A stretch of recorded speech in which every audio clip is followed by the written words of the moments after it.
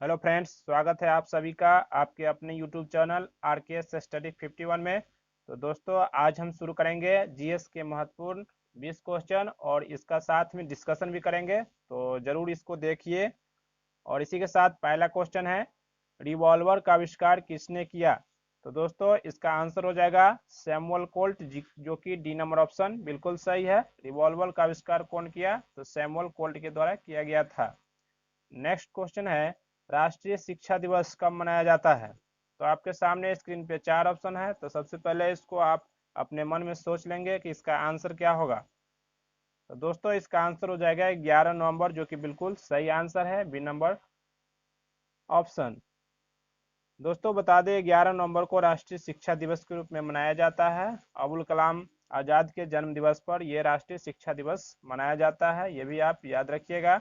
Next question आपके screen पे third number, Harare किस देश की राजधानी है? तो आपके सामने 4 ऑप्शन है, तो इस ऑप्शन का आंसर हो जाएगा डी नंबर ऑप्शन, जिम्बाब्वे, जो कि बिल्कुल सही आंसर है। जिम्बाब्वे का राजधानी हरारे है। और वहीं बात करें तंजानिया का, तो तंजानिया का राजधानी डोडोमा है। और उसके बाद जाम्बिया का बात करें तो जाम्बिया का हो गया लुसाका है। और वहीं केन्या की बात करें तो केन्या का हो गया नौरेबी। तो ये सभी आप याद रखिएगा, जिम्बाब्वे का हरारे हो गया, तंजानिया का डोडोमा हो गया, जाम्बिया का लुसाका हो गया और केन्या का नैरोबी हो गया, जो कि ये सभी याद रखिएगा। नेक्स्ट क्वेश्चन आपके स्क्रीन पर 4 नंबर, नागार्जुन सागर किस बांध पर बनाया गया है? तो आपके सामने 4 ऑप्शन है, इसको बनाने का प्रयास करें। तो दोस्तों, इसका आंसर हो जाएगा नागार्जुन सागर बांध किस नदी पर है? तो कृष्णा नदी पर है, जो कि आंध्र प्रदेश में है। तो ये भी याद रख सकते हैं, पूछ देगा किस राज्य में है, तो आंध्र प्रदेश में है। नेक्स्ट क्वेश्चन आपके सामने स्क्रीन पे, निम्नलिखित में से कौन सी ग्रंथि सबसे बड़ी होती है? तो आपके सामने 4 ऑप्शन है। तो दोस्तों, इसका आंसर हो जाएगा यकृत, जो कि बिल्कुल सही आंसर है। शरीर का सबसे बड़ी ग्रंथि कौन है? यकृत है। तो बढ़ते हैं नेक्स्ट क्वेश्चन की तरफ। नेक्स्ट क्वेश्चन आपके स्क्रीन पे 6 नंबर, इंसुलिन नामक हार्मोन क्या है एक प्रकार का? तो आपके सामने 4 ऑप्शन है, ग्लाइकोलिपिड, वसीयम, पेप्टाइड या गैसियम। तो दोस्तों, इसका आंसर हो जाएगा पेप्टाइड। चलिए बात करते हैं इंसुलिन के बारे में। दोस्तों, इंसुलिन की खोज 1921 ईस्वी में किया गया था बेंटिंग और बेस्ट के द्वारा।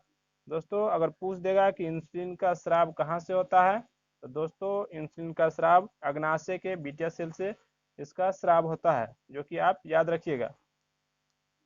नेक्स्ट क्वेश्चन आपके सामने, स्वशासन आंदोलन के प्रवर्तक कौन थे? तो आपके सामने 4 ऑप्शन है, तो इसका आंसर हो जाएगा एनी बेसेंट, जो कि बिल्कुल सही आंसर है। दोस्तों, 1916 ईस्वी में स्वशासन आंदोलन की स्थापना किया गया था एनी बेसेंट, और साथ में और याद रखिएगा तिलक के द्वारा, बीजी तिलक। पूछेगा स्वशासन आंदोलन के प्रवर्तक कौन थे, तो एनी बेसेंट और बी बाल गंगाधर तिलक दोनों थे, और इसकी स्थापना 1916 में किया गया था। नेक्स्ट क्वेश्चन आपके सामने 8 नंबर, निम्न में से किसने राज्य हड़प नीति को क्रियान्वित किया था? तो आपके सामने 4 ऑप्शन है। तो दोस्तों, इसका आंसर हो जाएगा डलहौजी। राज्य हड़प नीति को क्रियान्वित किया था डलहौजी के द्वारा, और इसके तहत राज्य हड़प्पा था पहला राज्य 1848 ईस्वी में। सतारा को पहला हड़प्पा था। उसके बाद जैतपुर और संभलपुर को 1849 में हड़प्पा था। उसके बाद हो गया बगहाट को 1850 में। उसके बाद फिर उदयपुर को पूछेगा तो 1852 में। झांसी को 1853 ईस्वी में। उसके बाद है नागपुर को 1854 ईस्वी में। और अवध को पूछा जाता है कि किस राज्य को कुशासन का आरोप लगाकर हड़पा था? तो याद रखिएगा, अवध को हड़पा था 1856 में। पूछेगा राज्य हड़प नीति के तहत पहला राज्य किसको हड़पा गया था? तो 1848 ईस्वी में सतारा को, और कुशासन का आरोप लगाकर अवध को 1856 ईस्वी में अपने राज्य में मिला लिया था। और डलहौजी के समय में सबसे पहले रेलगाड़ी चली थी 16 अप्रैल 1853 ईस्वी को, जो कि आप याद रखिएगा मुंबई से ठाणे के बीच चली थी। आगे बढ़ते हैं। नेक्स्ट क्वेश्चन, निम्नलिखित में से कौन प्रसिद्ध तबला वादक है? तो दोस्तों, आपके सामने 4 ऑप्शन है, पहले मन में सोचेंगे, उसके बाद बनाने का प्रयास करेंगे। तो दोस्तों, इसका आंसर हो जाएगा अल्लाह रखा खां, जो कि तबला बजाने के लिए प्रसिद्ध है। उसके बाद आपको आगे है उस्ताद फैयज खां, इसके बारे में भी कुछ जान लेते हैं। तो फैयज खां सारंगी बजाने के लिए प्रसिद्ध थे। उसके बाद है बीजी जोग, जो कि वायलिन बजाने के लिए प्रसिद्ध थे।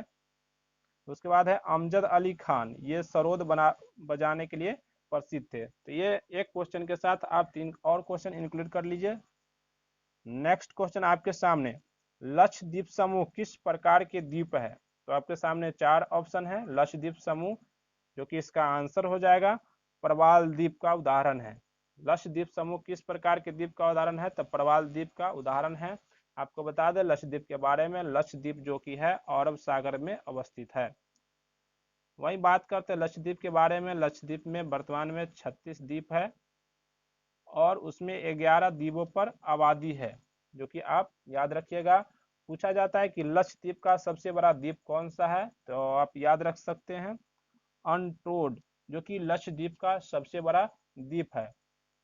और एक क्वेश्चन और पूछ लिया जाता है कि कौन सा ऐसा लक्षद्वीप का द्वीप है जहां पर मानव नहीं रहता है? पिटली द्वीप। पिटली द्वीप पर जो कि मानव का रहने का स्थान नहीं है और वहीं पर एक पक्षी अभ्यारण्य है। पूछेगा कि लक्षद्वीप में पिटली द्वीप है, वहां पर मानव नहीं रहता है, लेकिन वहां पर एक पक्षी अभ्यारण्य है। और लक्षद्वीप का एक हवाई अड्डा है, जो कि आप याद रखिएगा अगाटी लक्षद्वीप समूह का एकमात्र द्वीप है जहां पर एक हवाई अड्डा क्या है? अगाती। पूछेगा अगाती हवाई अड्डा कहाँ है? तो आप याद रखिए लक्षद्वीप में अगाटी हवाई अड्डा है। इस प्रकार इसका आंसर हो जाएगा बी नंबर, प्रवाल द्वीप का निर्मित है लक्षद्वीप।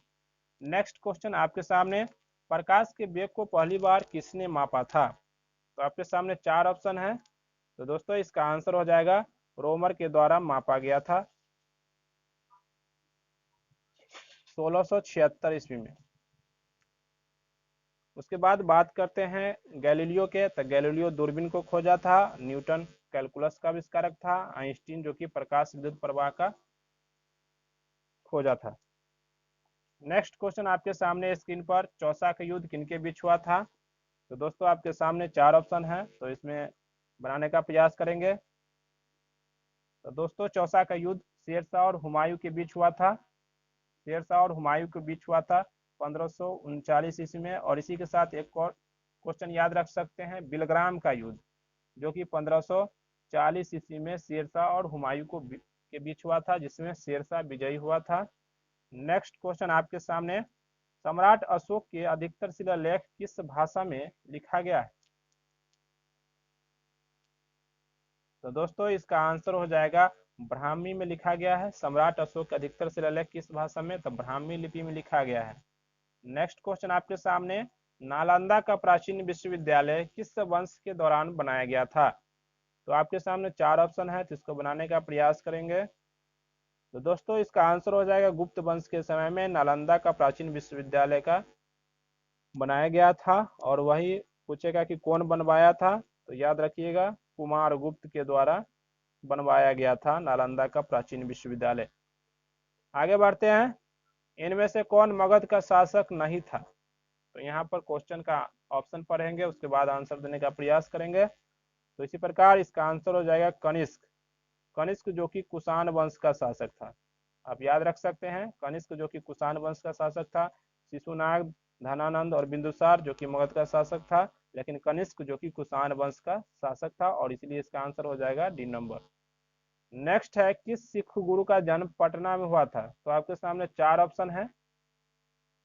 तो दोस्तों इसका आंसर हो जाएगा गुरु गोविंद सिंह का जन्म जो कि पटना में हुआ था, और ये सिख के 10वें गुरु थे, जो कि आप याद रखिएगा इनका जन्म 1666 ईस्वी में पटना में हुआ था। और इनका एक सबसे महत्वपूर्ण है कि खालसा पंथ की स्थापना किस सिख गुरु के द्वारा किया गया था? तो ये याद रखिएगा 1699 ईस्वी में खालसा पंथ की स्थापना गुरु गोविंद सिंह के द्वारा किया गया था। और पूछेगा सिख का प्रथम गुरु कौन थे? तो गुरु नानक थे जो प्रथम गुरु हुए थे। उसके बाद गुरु अंगद जो कि दूसरे गुरु हुए थे। गुरु तेग बहादुर जो कि 9वें गुरु थे। तो ये भी आप याद रख सकते हैं इसका क्रम। नेक्स्ट है 17 नंबर क्वेश्चन, सलारजंग म्यूजियम कहाँ अवस्थित है?